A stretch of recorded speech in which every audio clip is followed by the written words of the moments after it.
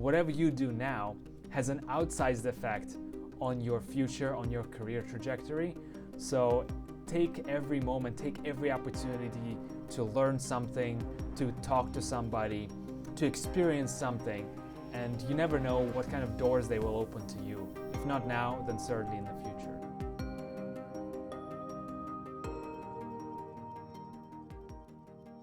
Hi, my name is Pavel. Thank you so much for joining me today. On this episode, I wanted to share my story of how I became a field application scientist. And the reason I want to tell that story, because I've actually never fully explained that story or told that story to anyone in the full length, is when I get asked by PhD students or young career professionals about how they should structure their career transition, how to do job applications, how to network with people and so on, what they should do in general. I always try to tell them a little bit about how I've got started, how I landed my first job in biotech, but I never go into full detail into everything that happened. Nonetheless, I try to illustrate the larger point that serendipity, knowing people and things sort of happened the way that they're supposed to. I try to illustrate some of those points, but I never kind of explain exactly why I firmly believe that you may already know exactly where you're going to end up, and some of those things have been predetermined for you for many years. In this video, I'm really going to dive into this story a little bit more to hopefully get you a sense of why I strongly believe that it's not about 100,000 applications that you click easy apply on LinkedIn. It's not about going out of your way and just blasting all those things out there and hoping for the best. And it's all about actually some of the things, just looking back at everything you've done, people you've met, and so on, and realizing that some of the things that you're going to do or where you're going to end up is likely have been predetermined. And if you think like that's kind of insane to think about it, maybe, but at least allow me to tell my story, so to hopefully illustrate maybe some of the things that you can change or think differently about your own experiences. And hopefully that will be helpful to you in your own career journey as you go along. And I feel like it's not just the story of my first career transition. My second and third career transition in many ways has also been shaped by some of the things I was doing well before I even considered applying for a particular position or even obviously learning about the company. So let's get started. Just to give you a sense of my first application scientist job I took after I graduated with my PhD, it was in August/September of 2020. Now, I got that position after almost 6 months, I would say, after I graduated with my PhD. I graduated in February 2020, so right before the coronavirus pandemic. But if you think that I got this job in the 6 months, that's actually not the story I wanted to tell. What I wanted to tell you is I feel in many ways I've got that job in 2015. Now that's full 5 years before I obviously joined the company, but the sequence of events that led me to getting that job in 2020, everything that happened, I felt led me to that moment.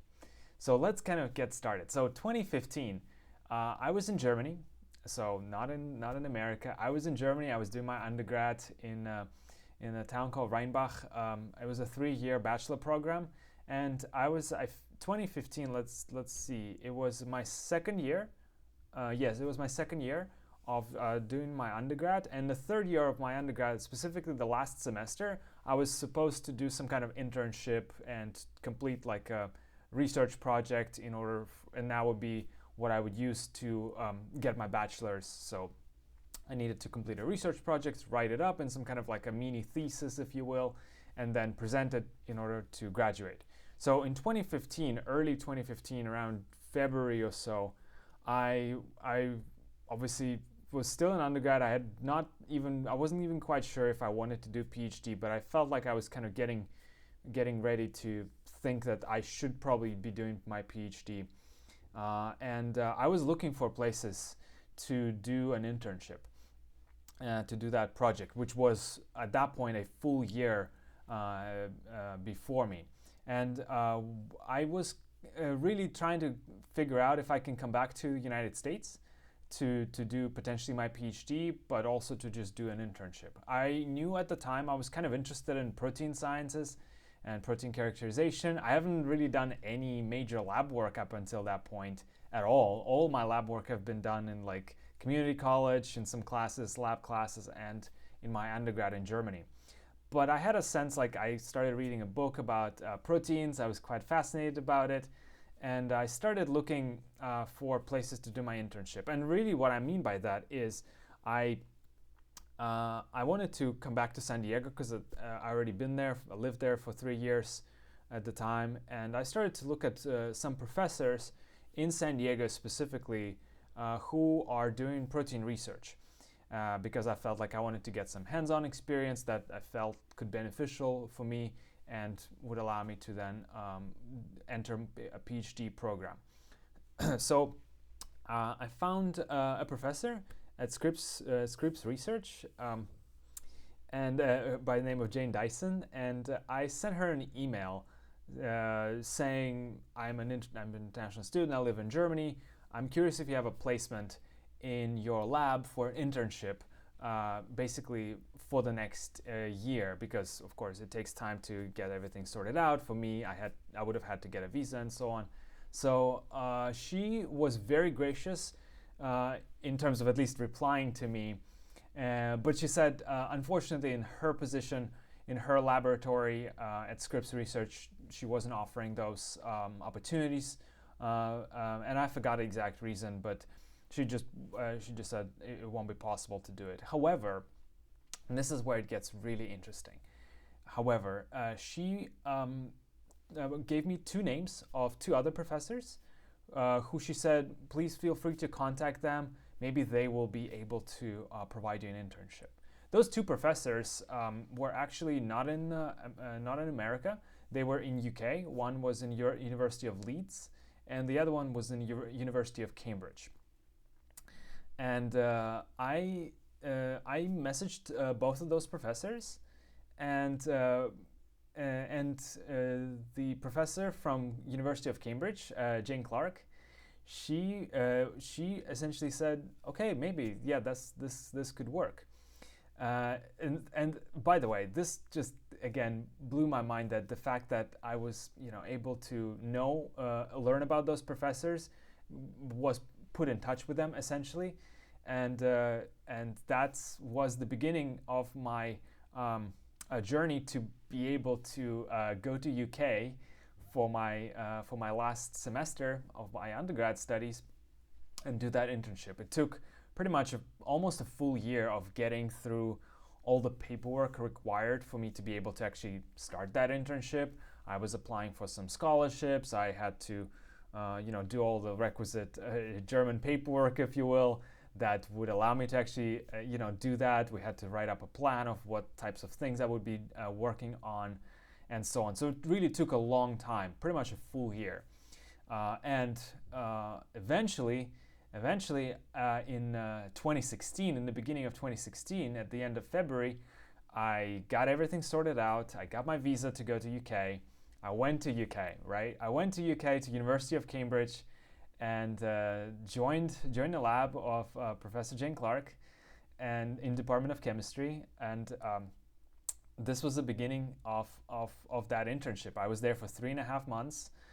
Really working quite intensely in the protein characterization lab, protein biophysics lab, where I was doing different experiments, characterizing protein folding pathways. And this is where it gets really interesting, right? One of the instruments I had to use in my research in that lab was actually made by a company called Applied Photophysics. That instrument, that company, I should say, is the company I ended up being a field application scientist for in 2020. So this was 2016. I used their instruments then during that internship quite intensely. I had to use those stop flow instrumentation for studying protein denaturation kinetics, essentially. And I learned how to use that. I was trained by the other scientists in the lab, used that quite a lot in that internship. Of course, at the time, I had no idea who I wanted to be. I didn't really think much of the company or their instruments at the time. In fact, it was like why I had to use it. It was quite a lot of stuff I had to learn, obviously get trained on, and so on. But this is kind of that kind of beginning part of that story. So if you could start thinking,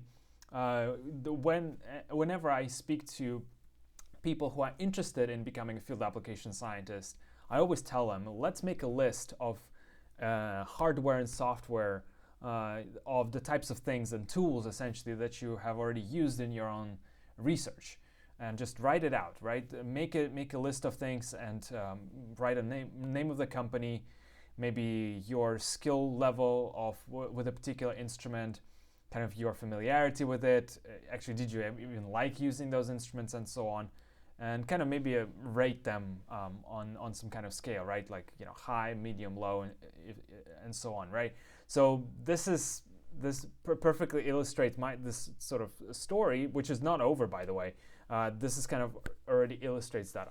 In fact, the interesting thing about me using their instruments for years before my eventual job offer was the fact that after that internship, I never used those instruments since. So all I had was that 3.5-month internship. So on my job application, essentially, kind of skipping ahead, all I said is I used that for 3.5 months very intensely, and so on, right? So that's kind of my sole experience with their technology was that during that internship.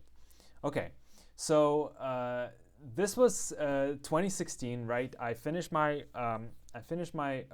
bachelor thesis project, concluded that internship. Was a tremendous experience. I learned a ton of about making proteins, working in a lab. It was great. I mean, I just immersed myself in that UK culture, British culture. It was a good fun. Got great friends through that, and then went back to Germany, finished my thesis, and actually at the time I was able to get a PhD position in San Diego, not at Scripps Research, in a different institute called Sanford Burnham Prebys. So that's what I joined. I started my PhD in 2016 in September, and I did my PhD in about 3.5 years. But this is, again, I put that on the side, that experience. I didn't think much of it. And now the year is 2019, so it's still actually a full year before my graduation. I didn't even know I was going to graduate at the time. So this was February 2019. I went to a conference, Biophysical Society conference, for somebody like me who is working in protein biophysics, which is what I was continuing to do in my PhD, but now using NMR and other techniques to study proteins. I went to a conference that was in Baltimore. And essentially, there was a booth for applied photophysics there, and in the giant exhibitor hall. And I saw them. I was like, oh, maybe I should talk to them. Maybe I can, tell them, oh, I used their instruments at the time. And essentially, the cool thing about that experience, how I ended up talking to them, was. My professor from UK, Jane Clark, she was actually also at that conference, and I saw her stop by their booth because presumably, of course, she knew she had multiple instruments from that company. So she stopped by, she talked to them. I was kind of creeping up on her in that sense, kind of mustering up courage to want to go and talk to them myself. Eventually I did. I kind of walked by their booth close enough that the sales rep actually kind of stopped me and engaged in a conversation with me. His name is Derek. So hi, Derek. Thank you. And essentially, that conversation, we spent maybe like 5-10 minutes really talking about their technology, their different instruments. I explained that I used their instruments now several years ago. I had a great time learning how it works and so on. And to Derek's credit, all credit really goes to him. He followed up with me after the conferences. We kind of stayed in touch. Just on LinkedIn, really. It was basically our exchange at the time was like, it was great to see each other. And then he followed up with me maybe a month or so later saying like, are you going to be at this other conference or not? I wasn't, planning on attending it, but regardless, we kind of stayed in touch, just really minimally on LinkedIn. I think I mentioned a few things here and there to him on LinkedIn, like about the launch of a different product and so on. And now, at the time, that was maybe middle of July of 2019, I knew I was gonna get ready to graduate in maybe 6 to 9 months or so.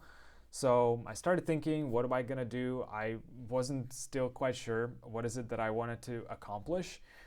After I graduated, I was considering postdoc, I was considering field application scientist, MSL, and a number of other careers. Essentially, being an international student, I was gonna be happy to take anything to some extent because I needed a job. Otherwise, I would have to leave the country. But closer to graduation, that's, I kind of tried applying different places, didn't really get very far. And closer to graduation now, it was about, I feel like,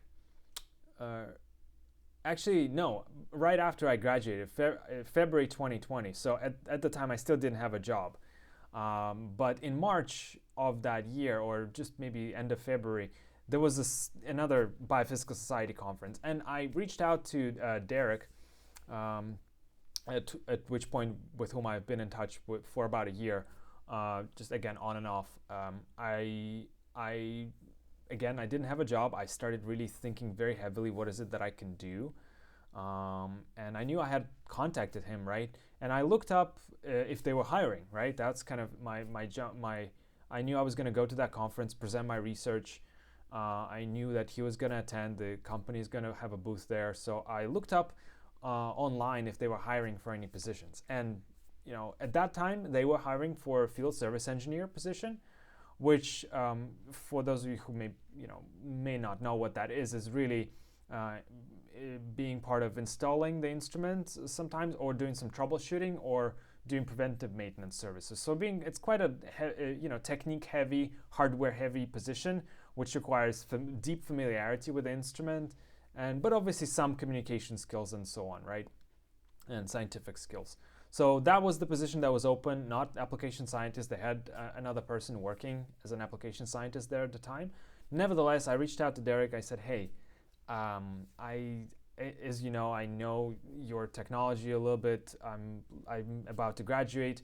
Is it something you may be open to introducing me to a hiring manager for that position? And that was a director of sales. And I'm happy to provide you with my resume and so on. So to Derek's utmost credit, he was able to put me in touch with the director of sales, who was the hiring manager for that position. And at the conference, so this is right after I graduated, at the conference I had my first interview, right? I had my first interview. I described my familiarity with their technology through the experience I had almost 4 years ago at the time, right? And we had a good productive conversation, and things were looking good. They understood my situation, that I might need sponsorship in the future, but I had STEM OPT that I could obviously use in the meantime, so that was all great. However, this is when coronavirus hit, right? Then, and they were not alone in that. Many companies had paused hiring and so on, so they kind of also paused hiring for that position, at least in the spring of 2020. So I was forced to make other choices, find other opportunities to work, which is a whole other story. But essentially, I thought that was it, right? I thought I had a good understanding with them, but unfortunately, it just didn't work out. So in August 2020, this is about 5 months or so after I had that initial interview with a hiring manager, Mark reached out to me, basically saying now they had opened a position for application scientist because their application scientist at the time was moving to a different company. So this opened this position for me, and he reached out to me specifically on LinkedIn before they posted even the position, because I kept in touch with him again on LinkedIn, just kind of checking in how things are going, monitoring, and nothing really was changing on his end during the springtime. But nevertheless, I reached out, like they had a product launch that I said like, hey, congratulations and so on. But that was kind of the extent of our conversations during the springtime. But in August, he reached out like, hey, we're opening up this position. Are you still interested? And I was like, yes, fantastic. So this, again, just to put it in context, the position was not kind of yet made to public, available to public. And that's really because things happened quite quickly. And since he already knew that I was still interested, because I kept in touch on LinkedIn from time to time, like say, hey, if something comes up, just let me know. And yeah, when things did happen, it took some time, but when things opened up and they were in a position to hire, that's when I was saying like, yes, let's do it. So I went through a formal interview process with the company, had a technical interview with 2 different scientists and managers with the company, kind of giving them my understanding of what the technology is, what that role is all about. And one of the things that helped me tremendously to get the job is I had a YouTube channel that I started on during the pandemic, so in spring 2020, where I interviewed other people. So I was able to demonstrate some of that communication skills, which is extremely valuable for a position of a field application scientist, essentially. And of course, I already knew some of their technology. I was, in fact, one of their products that they just launched actually was an instrument that I wish I had in my PhD and in my internship back in UK, because I had used similar technique, but it was just not as automated. And I spent a long time optimizing that. That was another instrument that I was using at the time, but the instrument that they launched would have saved me a ton of time. And that's kind of, I used that as another talking point in my interview process, where I just essentially said, I wish I had that technology. I was your ideal customer. I just didn't have that type of instrument that you guys just launched. So as a field application scientist, of course, you're there talking with customers, clients, and it makes sense to talk from that standpoint. And if you have experience being that company's ideal client, of course, that allows you to be able to speak to their ideal clients and communicate the value of their technology, right? So this is kind of the story, right? Then I got the position, and that's where I moved from San Diego to East Coast, where their lab was located. So to recap this story that, again, started all the way in 2015, it's very interesting how this works. I sent an email that initially would have been perceived as failure. I didn't get really that position in the lab that I was hoping to get. But I was referred to a different lab where I ended up going a year later, where I used the instruments that I essentially ended up being in the position of contributing to their sales 4 years after the fact. It's a fantastic case study, if you will, of serendipity, of how things are meant to be. And I'm a strong believer in that. It's however you want to explain it or rationalize it in your own brain, whatever you believe in, religion or otherwise, it doesn't matter. I feel like if we look hard enough introspectively and look at how things unfold in our life, things certainly happen the way that they're supposed to. And I feel like something similar stories or similar serendipitous events kind of happened with my second and third jobs, and even the job that I'm in now.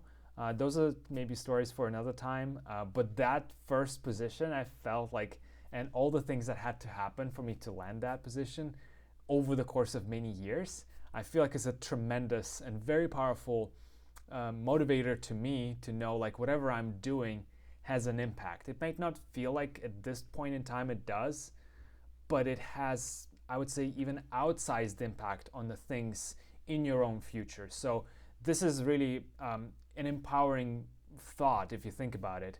Whatever you do now has an outsized effect on your future, on your career trajectory. So take every moment, take every opportunity to learn something, to talk to somebody, to experience something. And you never know where these events, these possibilities, what kind of doors they will open to you. If not now, then certainly in the future. So I hope you enjoyed this little story of mine. I hope it was somewhat inspirational and educational. Thank you so much for watching. Please subscribe and let me know what you think about this story. Can you share your story if you think you can relate to something, maybe some of the things that happened to you in the past that made a tremendous impact on you down the line, maybe where you are now, where you ended up now. So share those stories with me. I really look forward to reading and learning more about you. Thank you so much for watching, and I'll see you in the next video. Bye-bye.